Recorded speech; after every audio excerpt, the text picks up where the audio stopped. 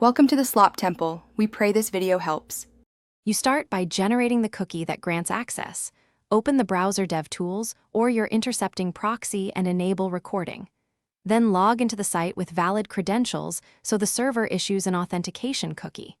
Once done, find the Set Cookie header in the network response or inspect document.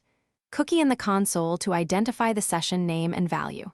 Make sure to note attributes like path, domain, secure, HTTP only, and expiry, so you understand how the cookie is scoped and protected. Next, extract the precise name equals value string for the auth cookie, including any related attributes that affect scope. You should paste this into a secure store, an environment variable, encrypted file, or password manager, rather than a plain text note. While doing this, remember why attributes matter.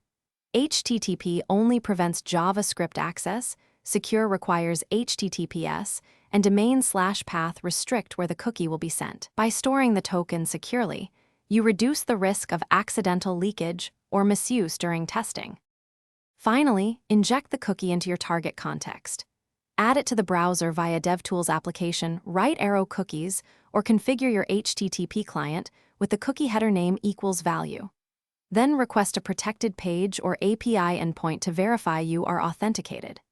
If the site rejects you, make sure the domain and path match, that the cookie hasn't expired, and that secure or same-site settings aren't preventing transmission. Also respect HTTP only by using headers instead of scripting. As a troubleshooting tip, toggle HTTPS and inspect network logs to pinpoint where the cookie is dropped. Thanks for watching. Consider subscribing if we helped you.